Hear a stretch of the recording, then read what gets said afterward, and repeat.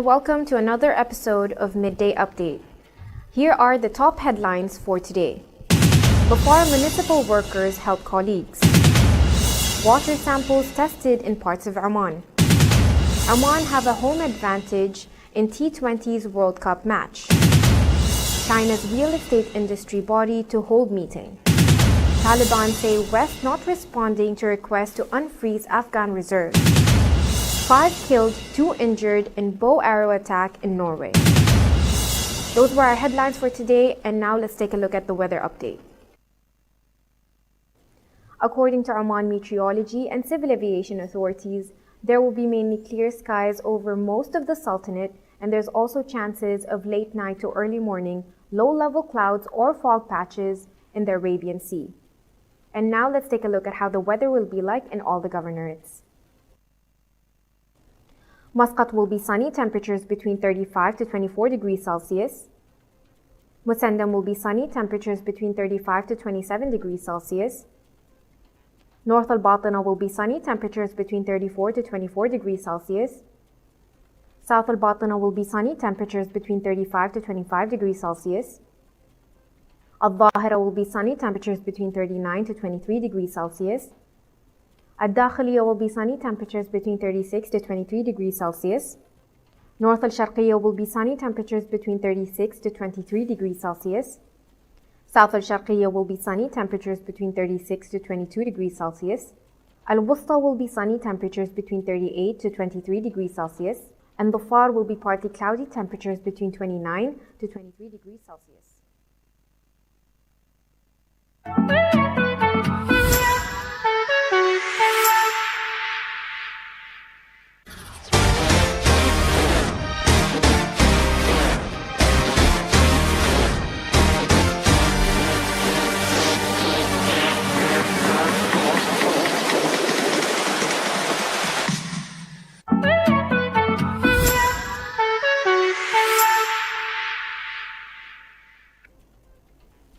Welcome back to Midday Update, and now with our local stories.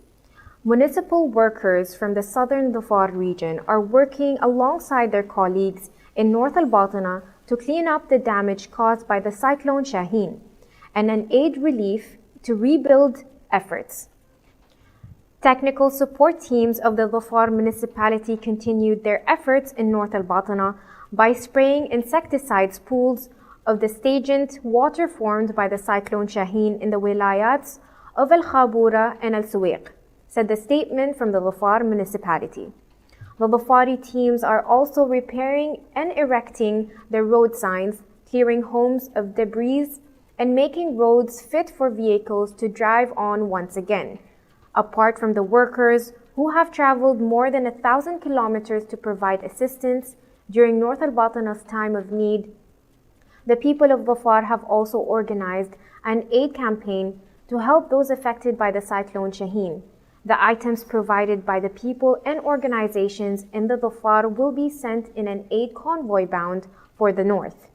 We would like to offer our thanks and efforts to everyone who donated money, resources, and time as part of the relief campaign organized to help people in the governorates of North Al-Batina, said Mohammed Al-Kalbani, the Director General of Social Development in Dhofar.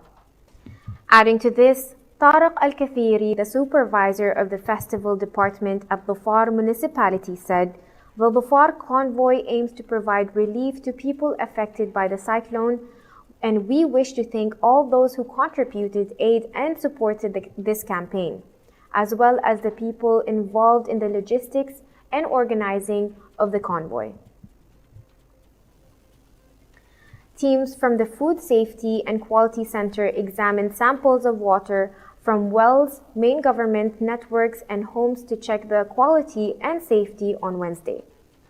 The Food Safety and Quality Center continues its efforts to ensure the safety of food and water in the wilayats of Suwaiq and Khabura, where the specialists of the Center Food and Safety Laboratory, in cooperation with the Water Resources Department, took samples of the water from wells, main government networks, and citizens' homes and examined them to ensure that it is not contaminated. Group B looks set to be hotly contested in the first round of the ICC Men's T20 World Cup 2021 as Bangladesh, Oman, Papua New Guinea, and Scotland battle it out to qualify for the Super 12. The teams will play each other once in a round-of-robin format from October 17 to 21, with the top two advancing into the next stage. Oman have a home advantage in just their second ICC Men's T20 World Cup, with all the Group B matches to be played at the Oman Cricket Academy ground in Al Amrat.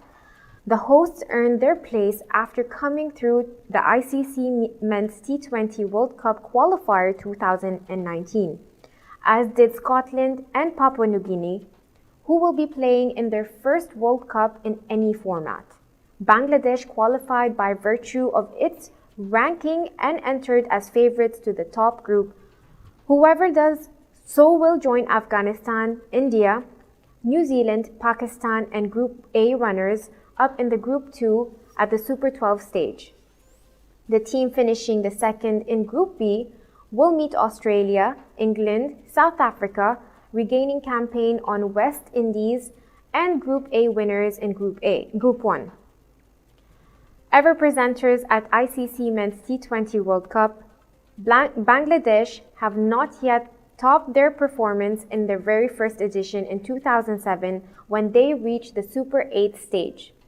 Hosting the tournament in 2014 did not bring a chance in the fortunes, but a squad containing a promising mixture of youth and experience enter an excellent from the time around following an impressive sequence of series wins. Those were our local stories, and now we will take a short commercial break and we will be back with our international stories.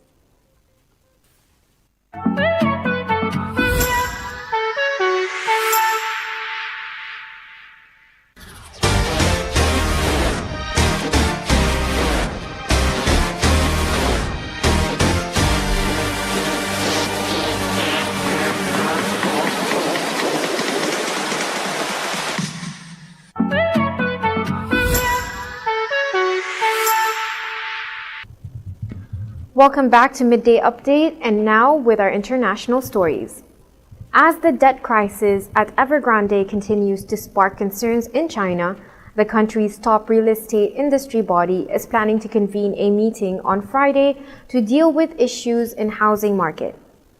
An internal meeting will be held by China Real Estate Association on Friday in the capital city of Beijing to evaluate challenges faced by the real estate company, the Global Times reported. Chinese state media, the meeting will bring a high-level executives from housing enterprises to probe the problems in the housing market and address the turbulence. As pressure mounts of the housing market in China, several research and banks have cut the growth of outlook of the country. This bleak state of affairs came into the limelight after the revolution of Evergrande Real Estate Group debt crisis. Evergrande, China's biggest real estate developer, is marred with debt and cannot pay back. The embattled developer owes a total of $368 billion in loans to banks, along with the liabilities to contractors and suppliers. Experts believe that the declining sales, a high-risk business model, and China's clampdown to curb the boom in the Chinese housing market brought the company into crisis. The Taliban on Tuesday said that the Western countries have remained silent in response to the request of unfreezing foreign Afghan assets in the international banks. Today, the Afghan government delegations met with representatives of the United States and about 15 European countries, including Norway, Italy, Germany, France, the UK, and Sweden. We discussed all well-known problems: human rights, women's rights, the creation of a safe corridor for entry and exits from the country, as well as unfreezing Afghan foreign assets, which are the money of the people. Taliban spokesman Mohammed Naeem told Sputnik after meeting in Qatar with the EU delegation, "It is the right of the people to return this money. However, we have not received any answer yet. They are silent and do not give us any answer. They mention the provision of humanitarian aid for certain amounts, but that's all temporary solutions, he said. There is a difference between humanitarian and political issues, but ordinary people should not suffer from problems in politics, the spokesman added. Afghanistan is on the verge of a major humanitarian catastrophe, and Western countries continue to talk about the separate issues, such as education of women, he said. Media reports say that nearly 9 to 10 billion US dollars of Afghan funds have been frozen in the Western banks. The United States on Tuesday said that it will make a decision regarding Afghanistan's banks' reserves on the basis of the future government's conduct. At least 5 people were killed and 2 others injured in a series of attacks by a man carrying a weapon for shooting arrows in the provincial town center of Kongsberg, some 82 kilometers southwest of the Norwegian capital city of Oslo early Wednesday evening, police said. Among the 2 injured was a police officer in the civilian clothes. Both the injured were in the hospital, confirmed police chief in the Southeast Police District. It was at around 1813 local time before the police received several messages that there was a person who moved around with a weapon and fired at people with a bow and arrows. According to the police chief, the suspected attacker has been arrested in the same area around 1840 local time. There was a confrontation between the police and the suspected, who tried to run away before he was arrested. That is all the news we have for you today. Thank you for watching TTV, and make sure you stay tuned to watch the 8 p.m. show with Antara Bose at 8 p.m. You've just heard the live feed from the TTV studios on TFM 95.4. Let's talk.